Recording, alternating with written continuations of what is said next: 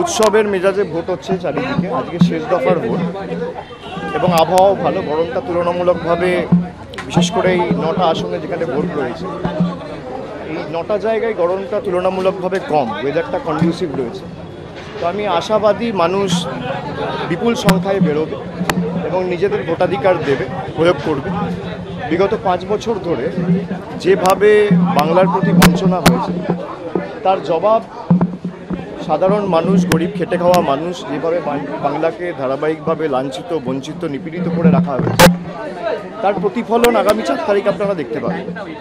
এবং মানুষের যে ক্ষোভ, মানুষের যে কেন্দ্র সরকারের বিরুদ্ধে যে রাগ, তার প্রতিফলন থাকবে। উৎসবের মেজাজে ভোট মানবেন না? দেখুন, মানে আমি পরিষ্কার কথা, মানে শাসক দলের কাছে যেটা উৎসব, বিরোধীদের কাছে সেটা আতঙ্কের। মানে আমি বলছি যে ছবিটা পেলাম, সেই ছবিটা কিন্তু অন্য 5টা নির্বাচনের মতনই ছবি। মানে এই প্রশ্নটা অভিষেক বন্দ্যোপাধ্যায়কে আমি সরাসরি করতে চাই যে কেন আপনার মানে লোকসভা কেন্দ্রতে ডায়মন্ড হারবারে কেন মানে ইভিএম এর কমিশনিংয়ে বিরোধী দলের এজেন্টদেরকে রাখতে দেননি আপনারা?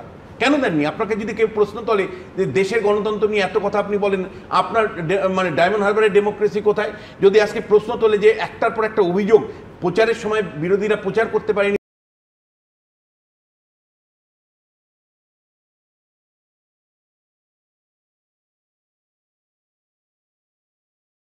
967 কোম্পানির মানে প্যারামিলিটারি ফোর্স আনার পরে আমার আপনার করদাতার টাকা দিয়ে কেন আমি মানে আমাকে প্রতিরোধের তত্ত্ব শুনতে হবে? একদম। আমাকে কেন নাগরিক হিসেবে প্রতিরোধ তত্ত্ব কেন পুলিশকে দাঁড়িয়ে বলতে হবে ভোটের পর কি হবে? গ্রামের সাধারণ মহিলারা বলছে। সুমন, আপনি ভাবুন যে শাসক দল মানে তার মতন করে ভোট করিয়ে নিচ্ছে, বিরোধী দল প্রতিরোধ করছে, আমি নাগরিক হিসেবে কেন সেখানে যাব?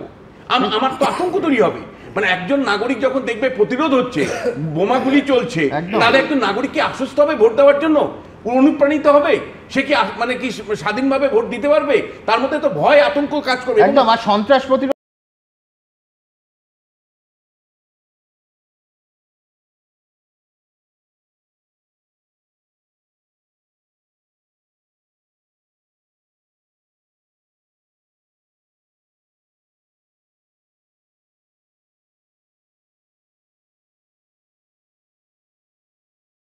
সীমা না শব্দটির মধ্যে লুকিয়ে আছে মানা শব্দটি, যেন চোখ রাঙানি এক অদৃশ্য ব্যানাজার যা আটকে রাখে আমাদের এক ছোট্ট গণ্ডির মধ্যে।